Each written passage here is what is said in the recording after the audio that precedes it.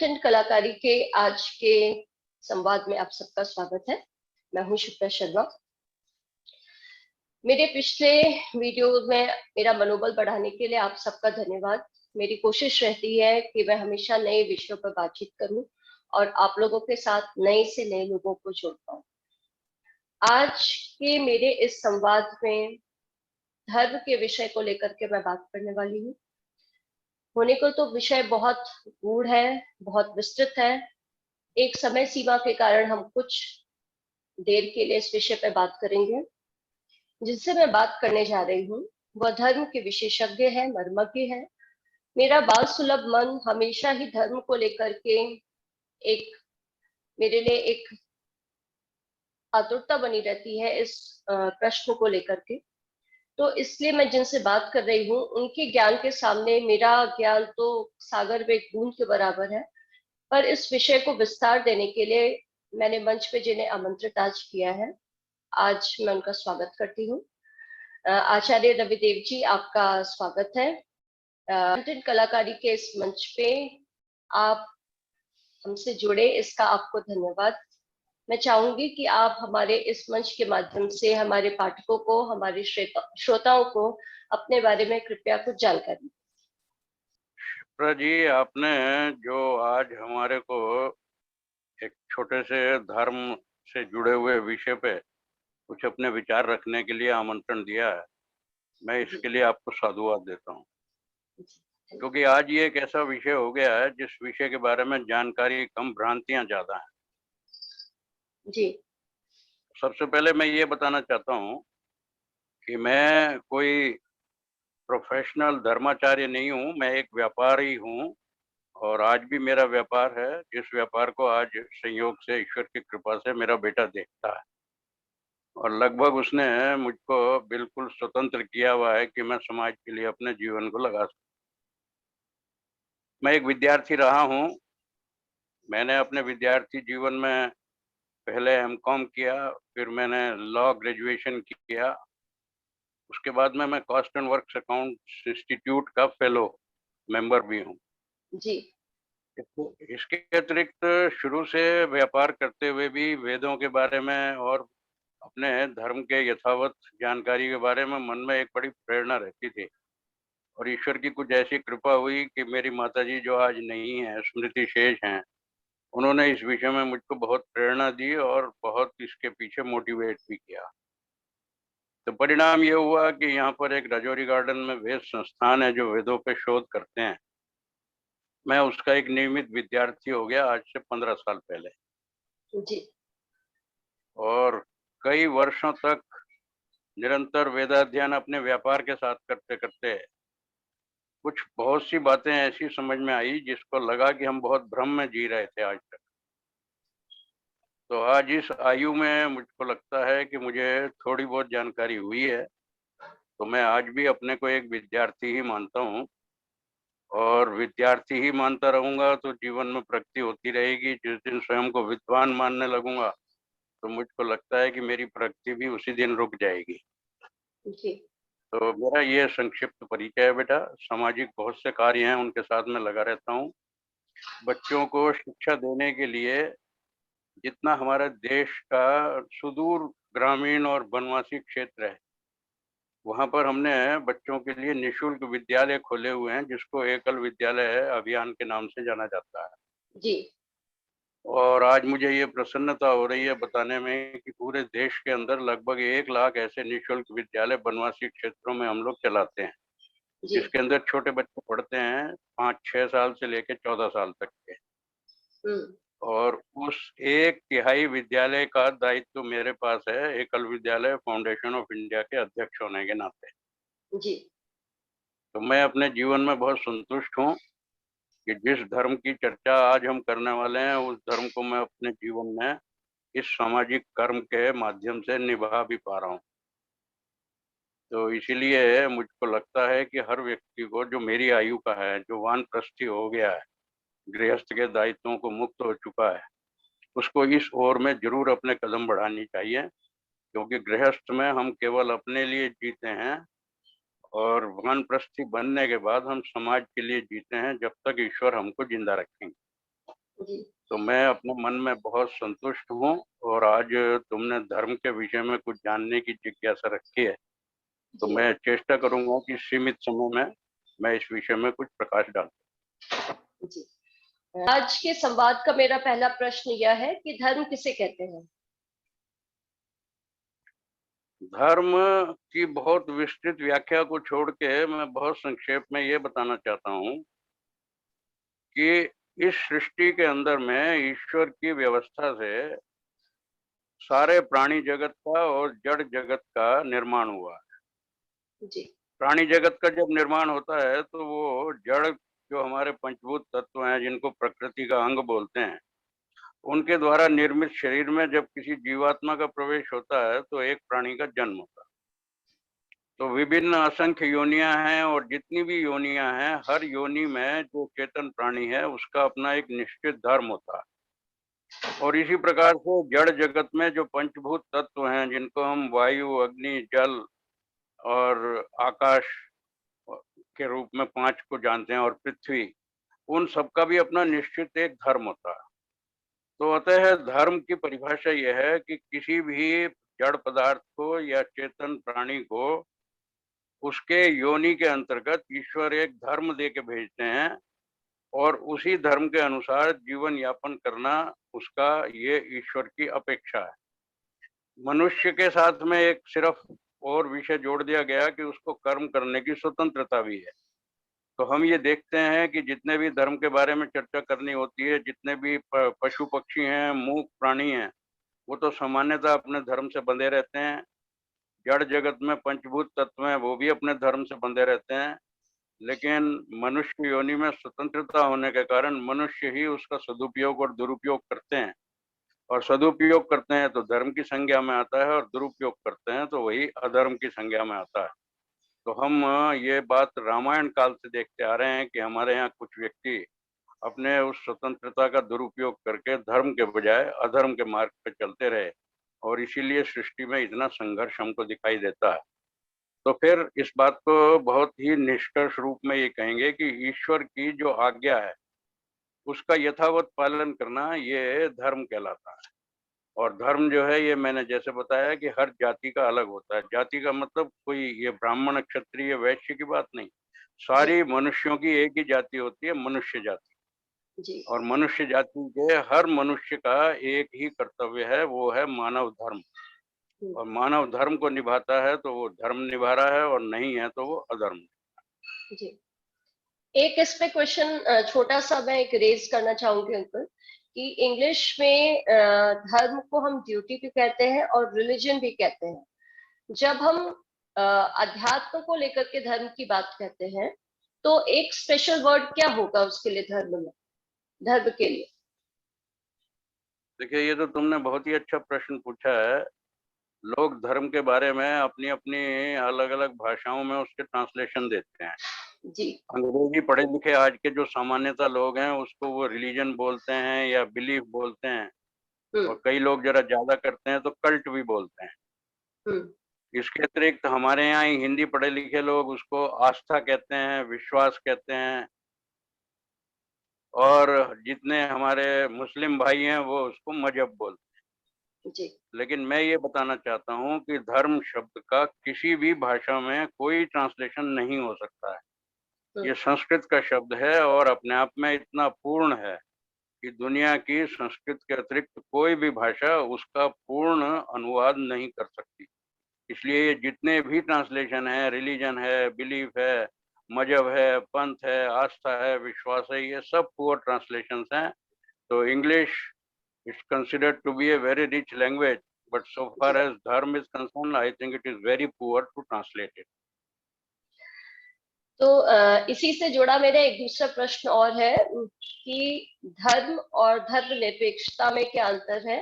हम भारतवासी होने के कारण हमें ये पता है कि भारत एक धर्मनिरपेक्ष देश है। बट जब हम धर्मनिरपेक्ष की बात करते हैं, तो हम ये देखते हैं कि देश में बहुत सारे धर्म समाहित हैं। जब सारे धर्म समाहित हैं, तो फिर हम धर्मनिरपेक्ष क्यों हैं? हमारी। इसी प्रश्न में, हाँ, तुम्हारा ये जो प्रश्न है, इस प्रश्न के अंदर में आज के सारे विश्व की समस्या छिपी हुई है। जी। मैंने अभी बताया कि सारी मनुष्य जाति का एक धर्म होता है, तो फिर उसके अंदर देश काल परिस्थिति की बात ही नहीं उठती है। अमेरिका में कोई व्यक्ति है, मनुष्य योनि में है, तो उसका भी वही धर्म है जो भारत में रहने वाले मनुष्य का है। अगर वो अरब देश के अंदर पैदा हुआ है तो धर्म तो उसका वही है जो मानवता का धर्म है। इसलिए धर्म तो सारी दुनिया में मनुष्यों का एक होता है, और लोगों ने उसको अपने अपने रिलीजन में, अपने मजहब में चूंकि बांट दिया है, तो मुसलमान उसके अपने पंथ को मजहब बोलने लगे हैं, क्रिश्चियन उसको रिलीजन बोलने लगे हैं, और हम भारत में भी जो वेदों को छोड़ के पुराणों पे जाने लगे हैं, उन पुराणों ने उसको अपनी आस्था, विश्वास और अपने पंथ का नाम दे दिया। तो आज जो हम सारी दुनिया में इतने सारे धर्म देखते हैं, वास्तव में वो धर्म नहीं है।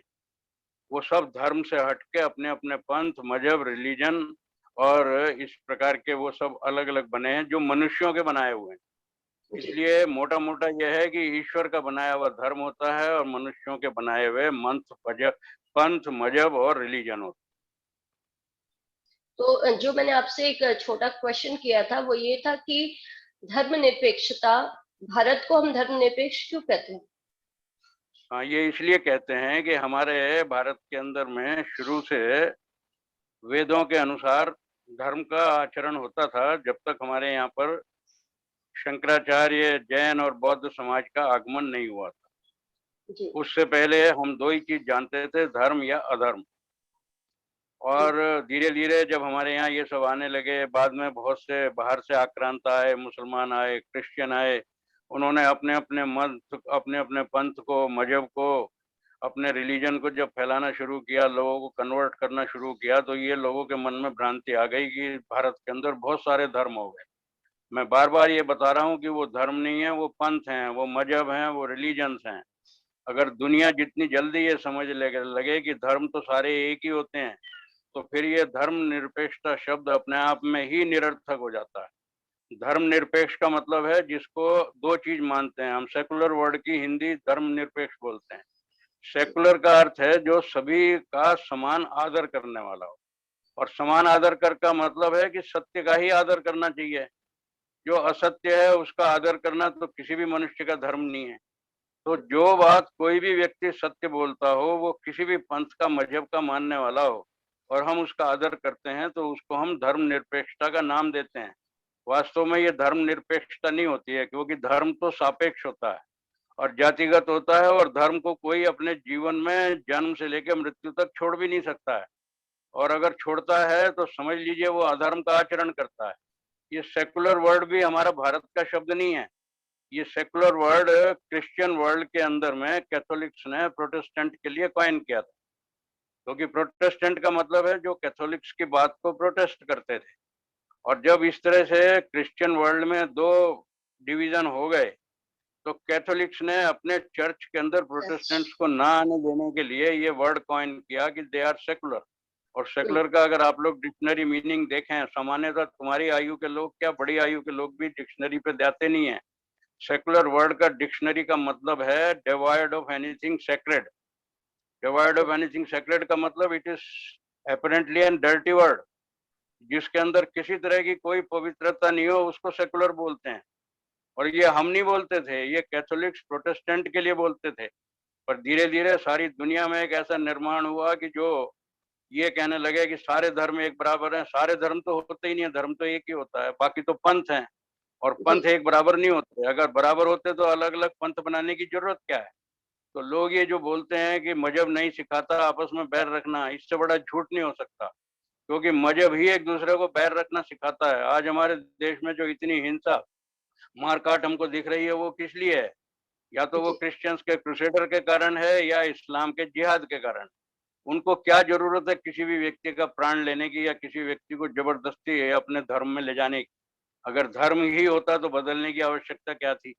तो अपने अपने पंथ और अपने मजहब में ले जाने की जो होड़ लगी हुई है, इसने हमारे यहाँ पे एक धर्म के अनेक धर्म बना दिए। और इसीलिए ये सारी विषमता है। धर्म निरपेक्ष शब्द कोई भी नहीं होता है वास्तव में। ये केवल हम लोगों के दिमाग की उपज है और अज्ञानता का कारण। अच्छा, ये तो धर्म और धर्मनिरपेक्षता को लेकर के एक ऐसा क्वेश्चन है जो मुझे लगता है हमेशा ही उसमें रहेगा, हाईलाइटेड रहेगा। पर नहीं, उसके हाइलाइटेड नहीं रहेगा बेटा। मैं तुमको फिर एक बात बताता हूँ। मेरी बात कहने में थोड़ी सी अटपटी लग रही होगी, सुनने में भी लग रही होगी, क्योंकि आप सब लोग समाज में इस शब्द को सुनने के आदी हो गए हैं। जी और धर्मनिरपेक्षता कह के हम अपने आप को ये बताने का प्रयास करते हैं कि हम सबका आदर करते हैं। मैंने ये बताया कि धर्म ही कहता है कि सबका आदर करो। कब जी तक आदर करो? जब तक वो व्यक्ति धर्म के मार्ग पे है।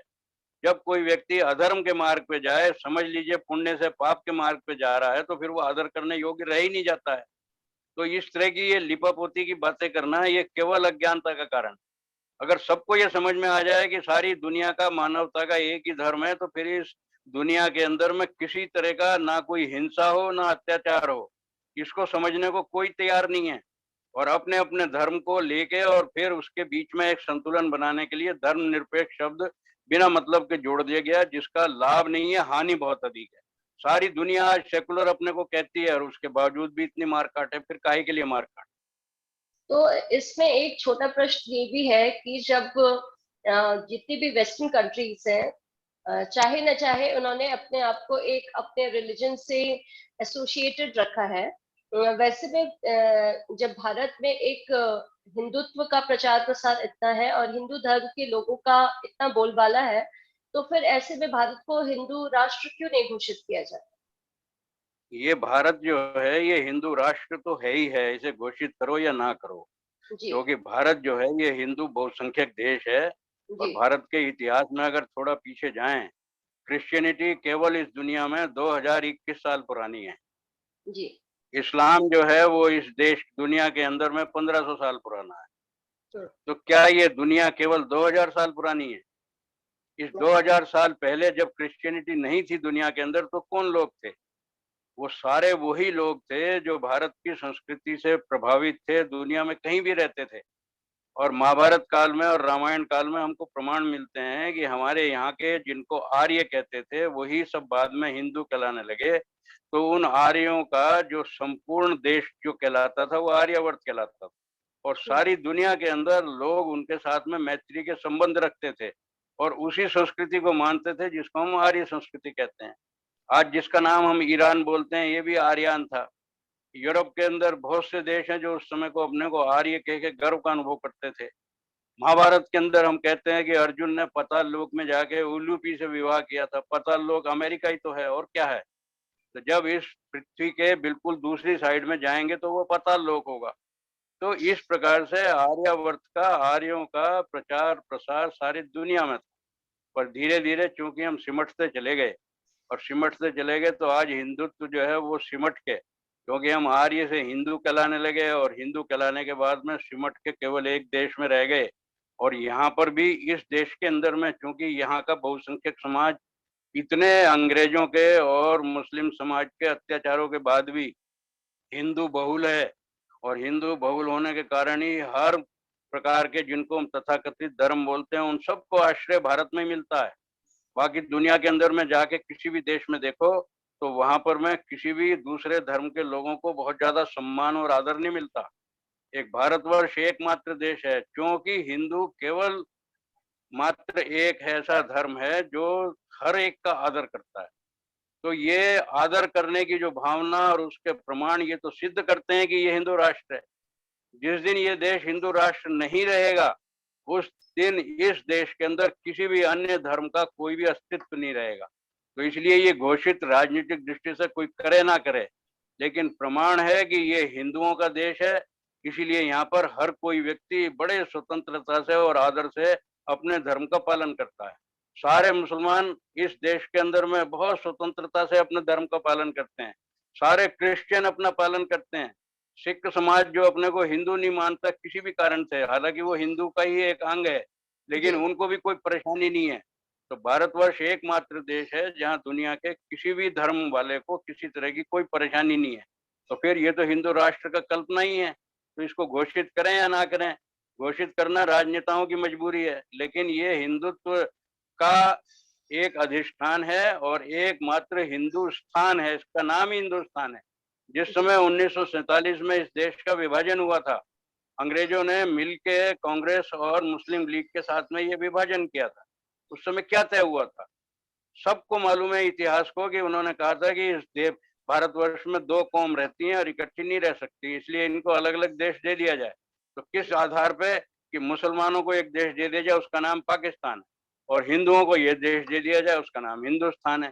तो फिर ये जब हिंदुओं का स्थान घोषित हो गया, तो फिर हिंदुत्व और हिंदू राष्ट्र कहने की अलग से आवश्यकता क्यों पड़ती है? जी, बहुत सही और बहुत गूढ़ बात कही आपने इस बारे में। आगे अगर मैं कहूँ तो मेरा प्रश्न अगला ये है कि कलयुग में हम सभी अपने अपने भगवान और ईश्वर के सहारे रहते हैं, पर इस कलयुग में हम सारे लोग बहुत ज्यादा भ्रष्ट हो चुके हैं। हम इतने भ्रष्ट हो गए हैं कि हमें लगता है कि हमारे भगवान जो है अब इस धरती पे कभी अवतरित होंगे ही नहीं। जब भगवान धरती पर अवतरित नहीं हो पा रहे हैं या नहीं होना चाहते हैं, तो हम मनुष्य ही क्यों भगवान की तरह आचरण नहीं कर सकते हैं? हमें क्या वो चीजें हैं जो रोक रही हैं कि हम भगवान की तरह आचरण करें और इस धरती को एक पवित्र प्लेटफॉर्म सा बनाए सभी के लिए, अपनी आने वाली पीढ़ियों के लिए? अब जो तुमने प्रश्न किया है, इस प्रश्न को सुन के मुझे हंसी भी आती है, दुख भी होता जी। जी। है। अभी मैंने बताया कि धर्म एक होता है, तो धर्म को भी हम लोगों ने हजारों धर्म बना दिए हैं। और सबसे ज्यादा दुख की बात यह है कि जिसको मानते हैं कि परमेश्वर एक होता है, हमने भगवान भी शायद सैकड़ों गढ़ लिए हैं। जी। जब भगवान को गढ़ने की ताकत मनुष्यों में आ गई, तो फिर भगवान शक्तिमान है कि मनुष्य शक्तिमान है, मुझे यही नहीं समझ आता है। अगर तुम्हारे में ये ताकत आ गई कि तुम अपना एक अलग भगवान बना सको, तो जब तुम भगवान को बनाने वाले होगे, तो भगवान की ताकत ही क्या रह गई? तो जब लोगों ने अपने अपने भगवान गढ़ने शुरू करे, तो भ्रष्ट तो वो उसी दिन से आरंभ हो गए। जो सर्वशक्तिमान ईश्वर था, उसको भी बांटना नहीं है, बल्कि अनेक बना दिया, एक से अनेक। स्वयं जी। ईश्वर को भी आश्चर्य होता होगा कि लोगों ने मेरे हजारों रूप बना दिए और हजारों भगवान अलग अलग बना दिए। मुझे नहीं मालूम कि मुझे पूजने वाला दुनिया में है कौन, क्योंकि सब अपने अपने भगवान को पूजते हैं। तो जब तक हमारे पास अपने अपने धर्म होंगे और अपने अपने भगवान होंगे, इसका मतलब यह है कि हम अपने मन में कहीं भी ईमानदार नहीं, और अपने ही स्वार्थ को सिद्ध करने के लिए अपना ही एक भगवान खड़ा कर देते हैं, और अपनी मान्यता को ही प्रचारित करने के लिए उस एक धर्म के रूप में घोषणा कर देते हैं। तो जब हम इतने अधर्मी हो गए हैं कि अधर्म को ही धर्म कहने लगे हैं, तो हम कैसे ये अनुमान कर सकते हैं कि ईश्वर हमारा किसी भी प्रकार से उद्धार कर सकते हैं? तुमने कलयुग शब्द का प्रयोग किया। कलयुग का अर्थ क्या है? अरे कलयुग का अर्थ है ये वर्तमान युग। कलयुग का मतलब कोई गुणात्मक परिवर्तन नहीं है। दुष्ट इस दुनिया के अंदर में सतयुग में भी थे, दुष्ट इस दुनिया के अंदर में द्वापर युग में भी थे। अगर कलयुग में भी कुछ लोग हैं दुष्ट, तो अच्छे दुनिया में ज्यादा हैं आज भी। अगर जी। सारे विश्व के मानव जाति का आज भी विश्लेषण करें, तो 90 क्या 95% लोग सज्जन हैं। पर कष्ट क्या है कि 5% जो दुर्जन हैं, वो उन 95 पे हावी हैं, और वो इतने हावी हैं कि उनके डर के मारे 95 सज्जन बोलते नहीं है। और जब सज्जन बोलना बंद कर देते हैं, तो अधर्म जो है वो इस तरह से ही फलता है। फिर तुमने कहा कि कलयुग के अंदर में केवल नाम स्मरण करने से क्या लाभ होता है? हम किसी का नाम अगर लेते हैं, मान लीजिए श्री राम का नाम लें, श्री कृष्ण का नाम लें, तो उनका नाम किस लिए लेंगे? कि खाली उनकी फोटो पे माला चढ़ानी? हम इसलिए लेंगे कि श्री कृष्ण ने हमारे लिए क्या आदर्श छोड़े हैं, श्री राम ने हमारे लिए क्या आदर्श छोड़े हैं। और क्योंकि हम उनको भगवान राम और भगवान कृष्ण कहते हैं, तो हम उनके गुणों को अपने जीवन में कुछ धारण करने का प्रयास करें, तो हमारा उद्धार होगा। और केवल हम राम राम करते रहे सुबह से शाम तक, अगर तुमने 1 लाख बार भी राम राम बोला और काम कुछ नहीं किया, तो वो राम नाम तुम्हारा क्या भला कर देगा? तुम ही मान लीजिए तुम्हारी संतान है, अगर वो 8-10 साल का बच्चा है, वो केवल सुबह से शाम तक तुमको माँ माँ माँ माँ करता रहे, तो तुमको 1 घंटे बाद लगने लगेगा कि कहना क्या है, ये बता बेटा, तू ये मुझे माँ माँ माँ माँ कर रहा है, ये इसके पीछे बात क्या है? वो कह रहा माँ मुझे ताकत चाहिए। तो ताकत तो बेटा माँ बोलने से नहीं होगी, ताकत तो तुझे दूध पीने से आएगी। तू थोड़ी कसरत करेगा तो उससे आएगी। मुझे ज्ञान चाहिए तो बेटा तेरे को पढ़ने से आएगी। खाली माँ माँ करने से कुछ नहीं होता है। तो इसलिए ये जो कहते हैं कलयुग में नाम आधारा, ये भी मुझे बहुत ही हंसी आती है, अज्ञानता का सूचक है। नाम आधार नहीं होता, नाम तो स्मरण इसलिए करते हैं कि हमको उनके गुणों को अपने जीवन में लाने का प्रयास करना चाहिए। हम सारे गुण अपने जीवन में ला पाए, ये हमारे लिए सरल नहीं है, लेकिन असंभव भी नहीं है, कठिन विषय जरूर है। और ईश्वर अवतार लेते हैं, ये भी और बड़ी विचित्र धारणा है। ईश्वर किसी एक व्यक्ति में अवतार नहीं लेते हैं। हर प्राणी जो इस सृष्टि में जन्म लेता है वो ईश्वर का ही अवतार है। क्योंकि क्रिश्चियन किसी घर में जाके देखो, वहां ये लिखा होता है every newborn child is another will of God. Will of God का मतलब क्या है? इस संसार में एक भी प्राणी ईश्वर की इच्छा के बिना जन्म नहीं लेता। पति पत्नी वर्षों तक भी निसंतान रह पाते हैं, क्योंकि ईश्वर ने अभी कृपा नहीं की उन पे। तो बिना ईश्वर की इच्छा के एक भी प्राणी का जन्म नहीं होता। तो हर एक प्राणी ईश्वर का अवतार ही है। हाँ, कौन व्यक्ति अपने अंदर में उन शक्तियों का अर्जन करे जिसको हमने जानते हैं कि श्री राम ने अर्जन किया, श्री कृष्ण ने अर्जन किया और अपने युग में एक क्रांति पैदा कर दी।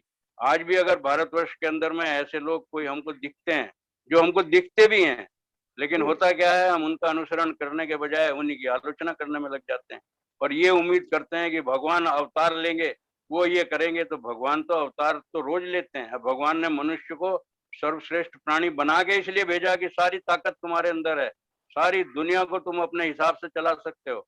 लेकिन यहाँ पे दुनिया को चलाने के बजाय दुनिया को मिटाने की योजना बन रही है।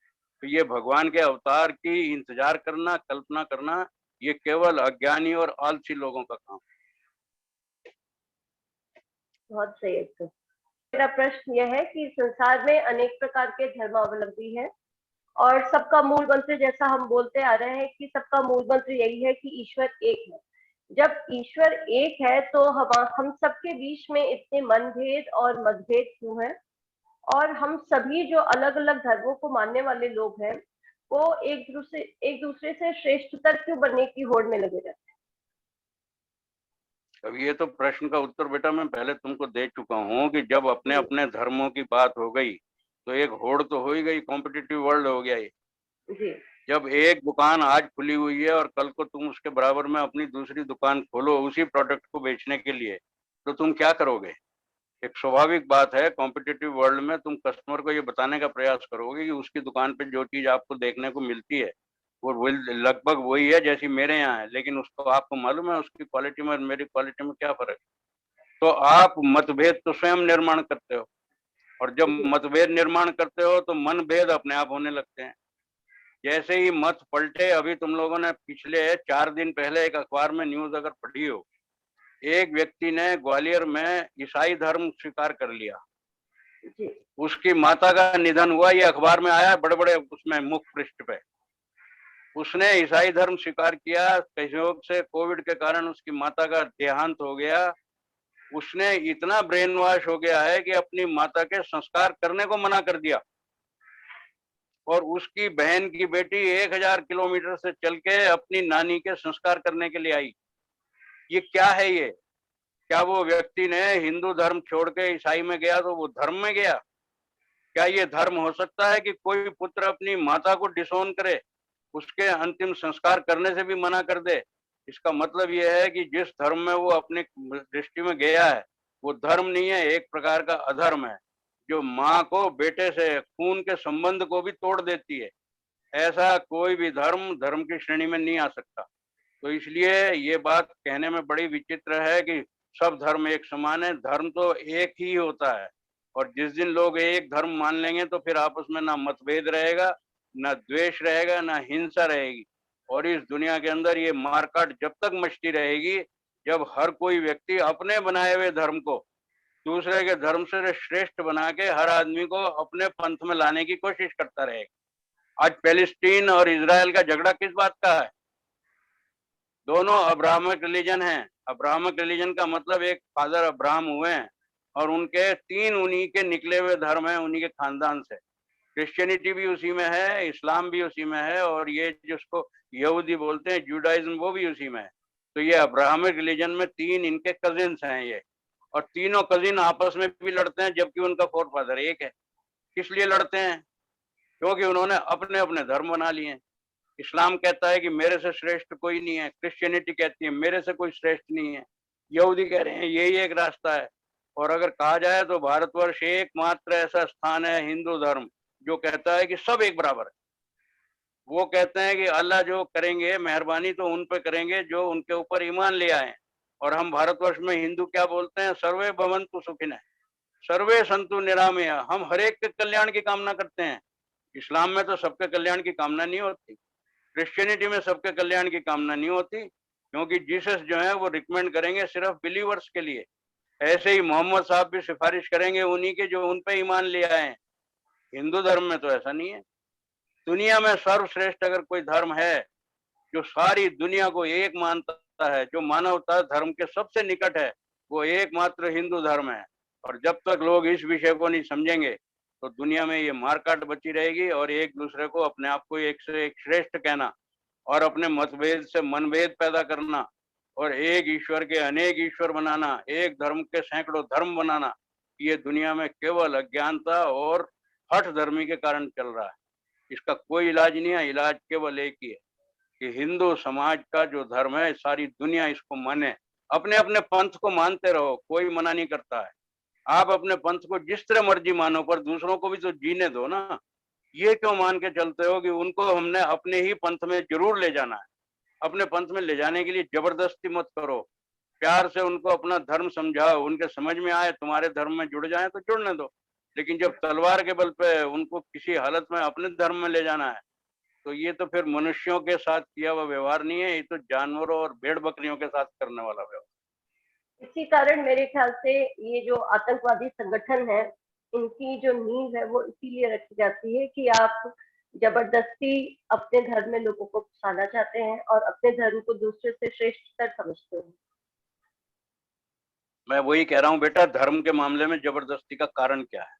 जी धर्म तो प्यार का विषय है। जब जी सारी दुनिया से हम प्यार करें, हर मनुष्य के अंदर एक जैसी आत्मा देखें, और मनुष्य नहीं, प्राणी में, हम तो कुत्ते में भी वही आत्मा देखते हैं जो अपने में देखते हैं। जी उसको भी रोटी खिलाते हैं, बड़े प्यार से पुचकारते हैं, बिल्ली को भी दूध पिलाते हैं, कुत्ते और बाकी चींटियों के लिए भी आटा डालते हैं, हर एक के लिए प्रयास करते हैं, क्योंकि सबके अंदर आत्मा देखते हैं। और जहाँ जी कोई व्यक्ति ये कहे नहीं इसकी आत्मा कुछ भी नहीं है, बस ये मेरे धर्म का है कि नहीं, मेरे धर्म का है तो मेरा भाई है, और मेरे धर्म का नहीं है तो मेरे लिए काफिर है, मेरे लिए दुश्मन है, तो ये धर्म नहीं है। ये जबरदस्ती जब तक चलती रहेगी तो धर्म नहीं है, ये प्यार नहीं है, ये एक दूसरे के साथ तकरार है। और हिंदू धर्म केवल प्यार का धर्म। मेरा अगला प्रश्न भी आपकी इन बातों से ही जुड़ा हुआ है। मेरा अगला प्रश्न ये था कि हम प्राय अपने घर पे या अपने आसपास जो भी जानवर देखते हैं और अगर हम उन्हें फीड करते हैं, उन्हें पोषित करते हैं, तो वो जानवर भी अपने पोषणहार को याद रखता है। ऐसे में जब जानवर अपने पोषणहार को याद रख सकता है, तो हम अपने लोगों से क्यों कटते जा रहे हैं? उनको भुला देने की प्रवृत्ति हमारे अंदर इतनी क्यों आतुर होती जा रही है कि नहीं, जिससे हमारे लिए किया वो एक टाइम के बाद हम उसका किया धरा सब भूल जाते हैं और आगे की ओर प्रवृत्त हो जाते हैं, जबकि जानवरों की ये प्रवृत्ति मुझे लगता है आज भी नहीं। उसका कारण एक ही है जो मैंने सबसे पहले तुमको बताया। जी ईश्वर ने हर योनि का अपना धर्म बनाया है। कुत्ते को तुम अपने घर बुला के 4 बार भी अगर रोटी डाल देते हो तो हर रोज वो तुम्हारे घर के बाहर आके उम्मीद करके खड़ा होता है, जी और थोड़े से दिनों में उस घर को अपना घर मानने लगता है। जी उस घर के अंदर कोई गलत आदमी घुसने लगे तो वफादारी का प्रमाण देते हुए उसको घुसने नहीं देता है, क्योंकि वो अपने धर्म से बंधा हुआ है। उसको ईश्वर ने स्वतंत्रता नहीं दी है धर्म बदलने की, मनुष्य को स्वतंत्रता दे दी है, इसलिए सबसे ज्यादा अधर्म मनुष्य ही करता है, किसी के किए को उपकार नहीं मानता है। तो जो व्यक्ति कृतज्ञ होता है, किसी के किए को नहीं मानता, वो तो अपने माता पिता को भी वृद्धाश्रम में भेज देता है, माता पिता को घर से बाहर निकाल देता है, भाई बहन का जो एक संबंध भगवान का बनाया हुआ है आपस में मुकदमे और झगड़ेबाजी करता है। तो जब इतना गिर गया हो मनुष्य, तो उस मनुष्य से तुम धर्म की अपेक्षा कैसे कर सकते हो? तो जो आदमी कृतज्ञ है वो सबसे ज्यादा अधर्मी है। जिसने किसी के किए का अपने वो नहीं माना है, वो अपने धर्म से हट गया है। और जब व्यक्ति मनुष्य को मनुष्यता को छोड़ देता है तो वो देखने में तो मनुष्य जैसा लगता है, लेकिन कहने में उसके लिए हमारे यहाँ शब्द है वो राक्षस होता है, वो दानव होता है। आज हमारे यहाँ जितने आतंकवादी हैं वो जिस व्यक्तियों को भी गोली चला के हत्या करते हैं उन व्यक्तियों को वो जानते भी नहीं है, उन व्यक्तियों से उनकी कोई व्यक्तिगत दुश्मनी भी नहीं है। और किसके लिए कर रहे हैं? क्योंकि वो जिस धर्म के अंदर पले बसे हैं उस धर्म ने उनको ये आज्ञा दी है कि जितने लोग तुम्हारे धर्म पे नहीं है उन सबको किसी भी तरीके से या तो फुसला के अपने धर्म में ले आओ, नहीं तो उनको गोली मार के उनको इस दुनिया से उठा दो।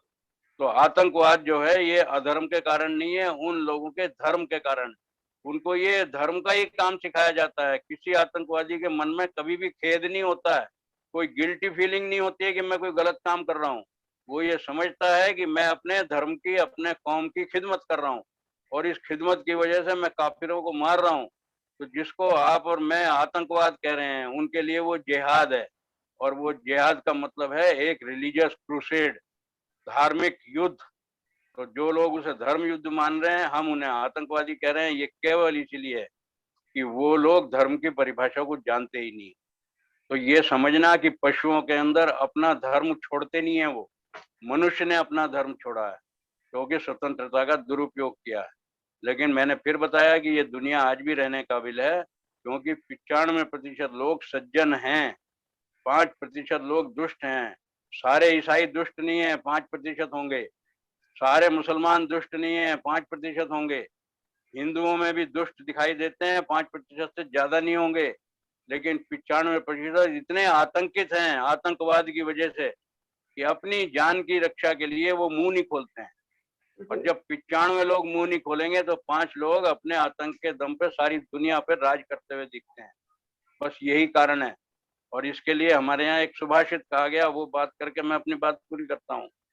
उसमें कहा गया है, स्वदेशम कष्टम पतितम दूरस्थ लोक यंतीये नैव च प्रतिकुर्वन्ति ते नरा शत्रु नंदना।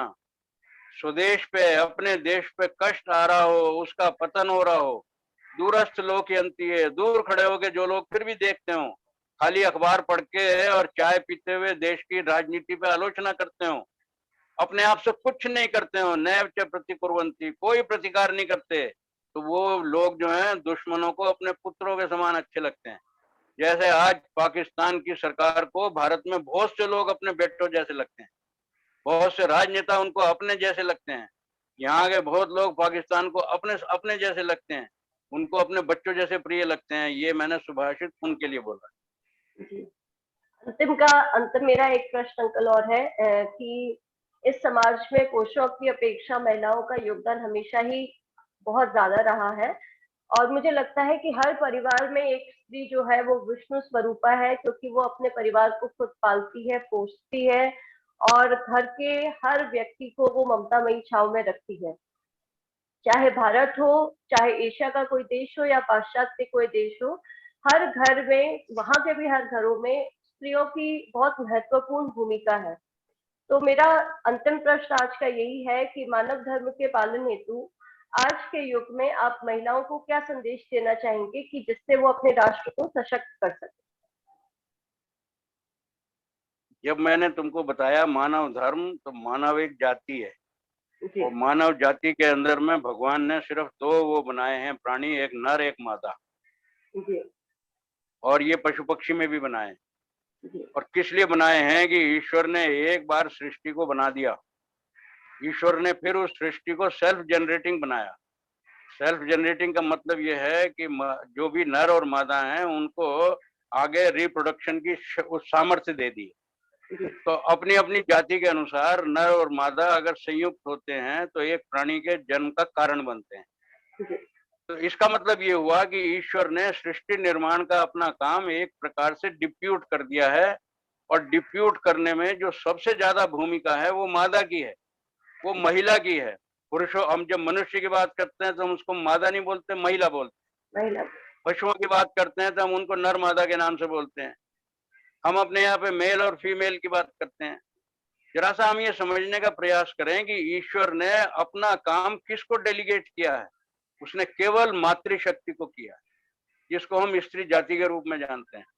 पुरुष ने केवल एक बीज का आधान किया है, लेकिन उसको लेके अपने शरीर के अंदर अपने अंगों से, अपने खून से, अपनी मज्जा से, अपनी सारी शरीर की ताकत से एक शिशु का निर्माण केवल माँ करती है। और एक दिन नहीं करती है, 9 महीने तक उसको अपने गर्भ में धारण करती है। किसी भी व्यक्ति के लिए 1 किलो वजन भी उठा के लेके चलना 2 घंटे से ज्यादा संभव नहीं है। केवल माँ को ये शक्ति भगवान ने दी है, उसमें माँ को भी कुछ नहीं करना पड़ता है। उसकी वृत्ति ऐसी बना देता है, उसको शक्ति ऐसी दे देता है कि वो 9 महीने तक उस 4 किलो के बच्चे को भी अपने शरीर में धारण करके निरंतर चलती रहती है और सारे काम करती है। तो ईश्वर ने एक प्रकार से उसको अपना एक रेप्लिका बना के दुनिया में भेजा। तो जो स्त्री मनुष्य को ईश्वर के रूप में देखनी चाहिए, उस स्त्री को मनुष्यों ने अधर्मी होके केवल एक वासना का कारण बना लिया। सबसे ज्यादा अत्याचार स्त्रियों पे करते हैं, जबकि भारतवर्ष में कहा गया है यत्र नार्यस्तु पूज्यन्ते रमन्ते तत्र देवता। ये केवल भारत में कहा गया। लोग कहते हैं कि बाहर भी लोग स्त्रियों का आदर करते हैं, जरूर करते हैं आदर, लेकिन किस सीमा तक करते हैं? इस सीमा तक करते हैं कि उनके बराबरी के अधिकार की बात करते हैं।